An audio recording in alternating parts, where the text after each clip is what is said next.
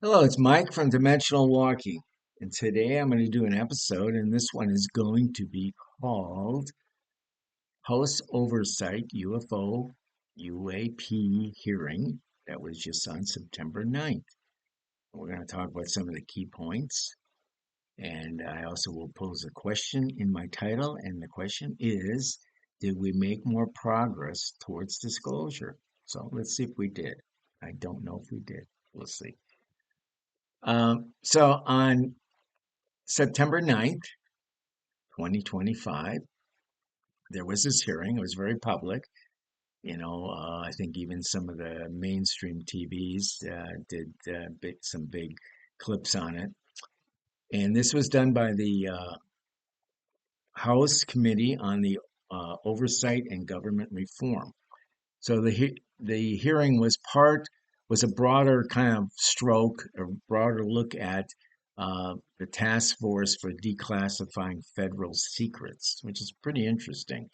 Um, it's more than just UFOs or UAPs. But anyways, this was chaired by Anna Luna, and the hearing was focused on increasing transparency. I mean, that was the main focus, was this increasing transparency of UAPs, which I'd rather call UFOs, but who's to say?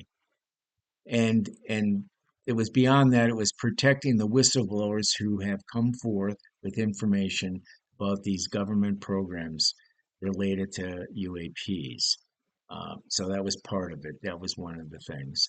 So the key themes or key points in this was um, the need for transparency and accountability, uh, and the restoring of the public trust by declassifying these long-held government secrets, not just the UAP ones, but maybe things like JFK's assassination, 9/11 files, COVID-19 origins, all things that, I'm very interested in. I think a lot of people in the United States are very interested in. So, anyways, the hearing was aimed at challenging the kind of the decades of secrecy and encouraging open dialogue between the government agencies and the public. Okay, pretty simple stuff. So one of the sub things, key things in this was the protection for these witnesses that have testified.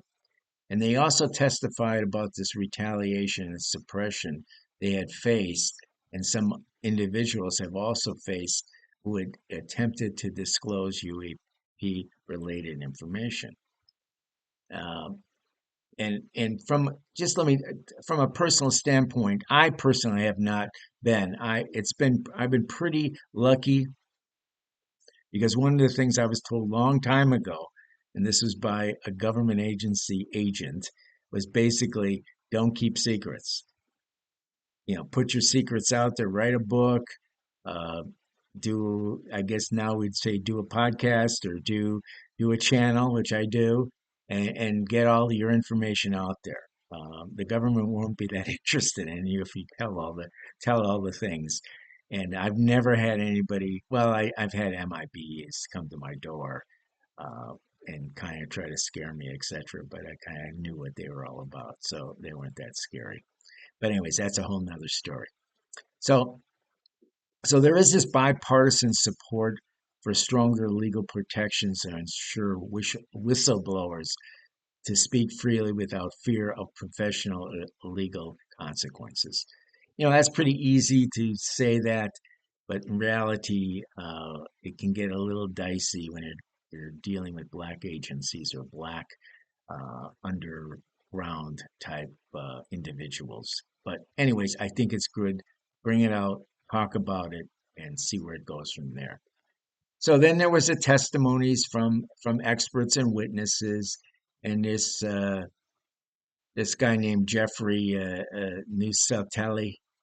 He was a U.S. Air Force veteran, described firsthand encounters of UFOs and lack of institutional support for reporting them. Yes, that's always been a problem.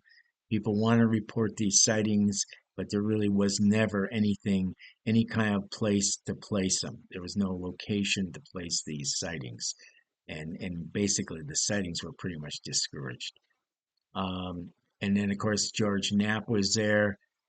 He is, everybody, probably everybody in the UFO world knows George. I met him a couple times.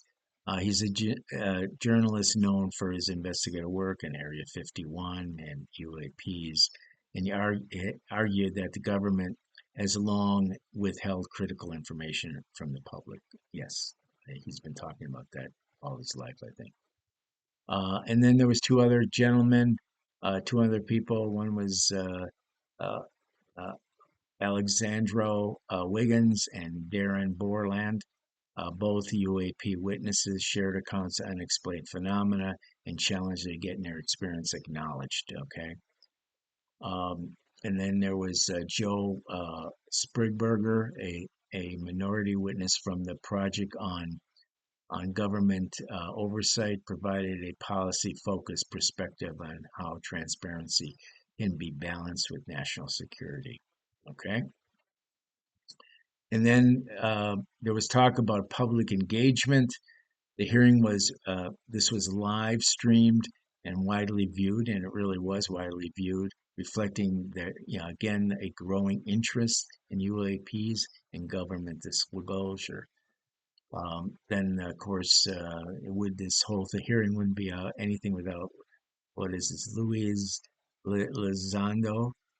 He appeared in a media coverage expressing optimism that the hearing could lead to greater transparency. Um, so he was kind of rah, rah, rah in the meeting. And I guess that's good. Sure, why not?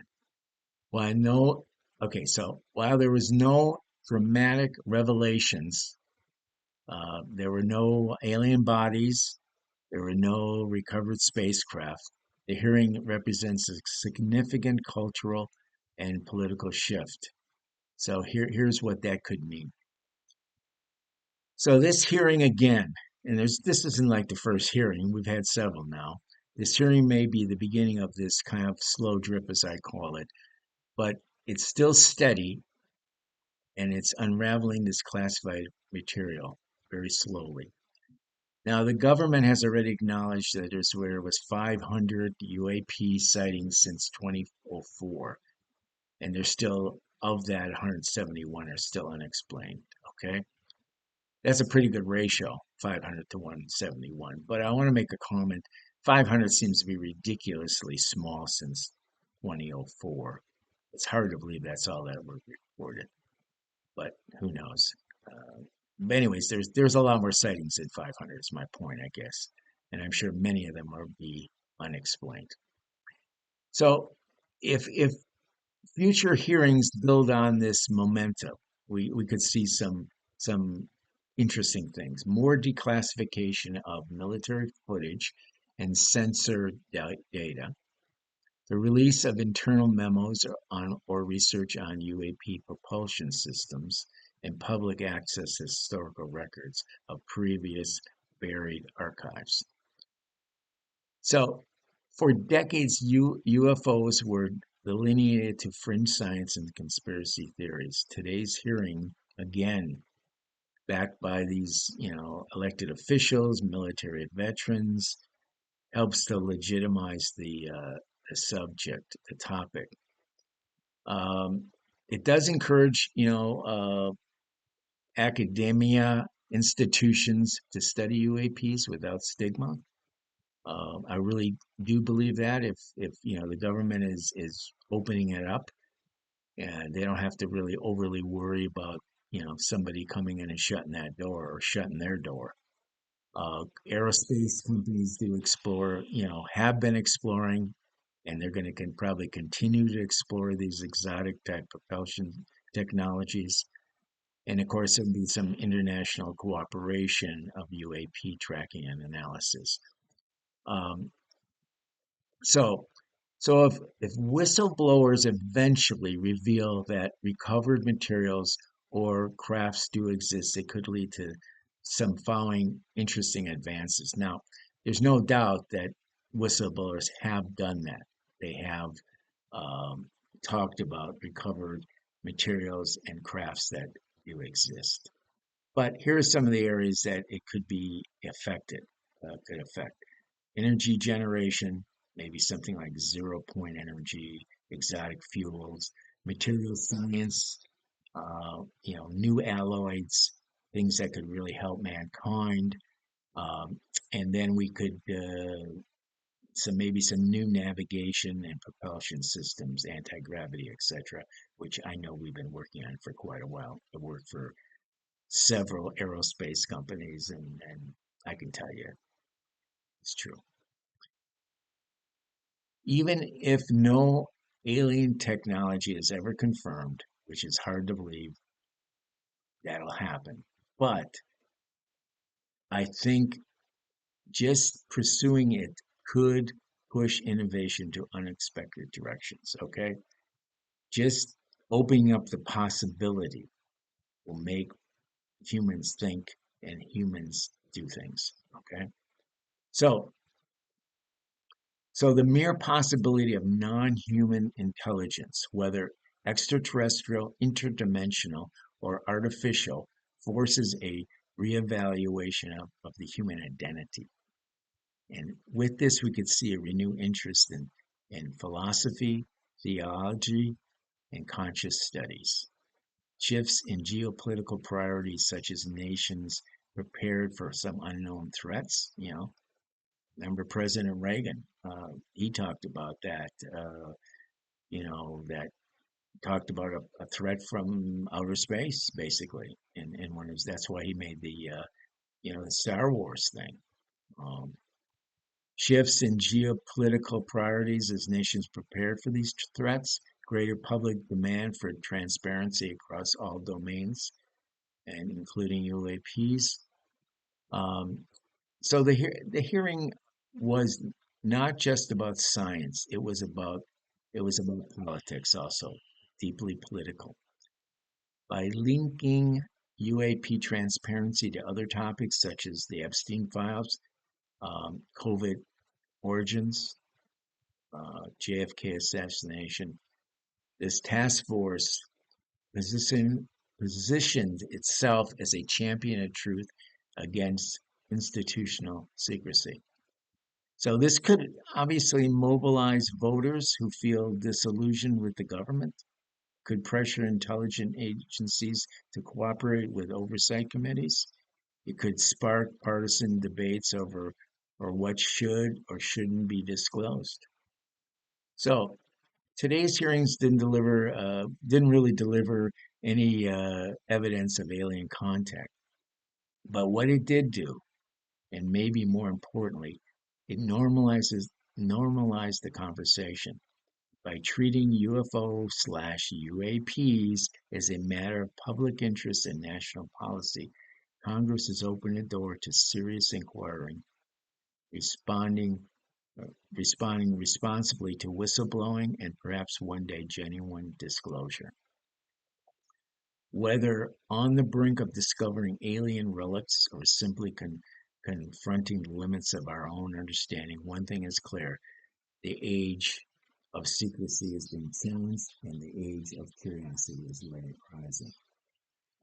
Momentum by today's congressional hearings could ripple far beyond the U.S. borders as governments begin to acknowledge the legitimacy of the UFO UAP phenomena.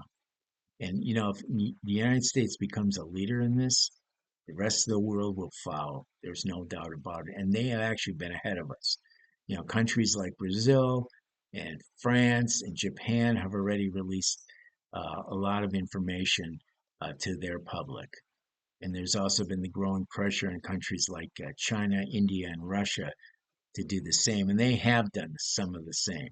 China is does not discourage people from taking pictures or videos of UFOs, etc., and putting them online. I don't know too much about what India's been doing, but I know China has, and Russia has never really been, hiding too much, in my estimation, anyways. So the global movement would likely center around three pillars: transparency, scientific cooperation, and public engagement. So imagine a multitask force like the one that they built, the CERN thing, the CERN, or maybe UN, dedicated to studying these, anonymous aerial phenomena, sharing data across borders, establishing protocols for contact and recovery. This could lead to a standardized reporting system, joint satellite surveillance, and even coordinated space missions aimed at investigating UFO hotspots. Okay? Culturally, such a movement could unify humanity around a shared mystery.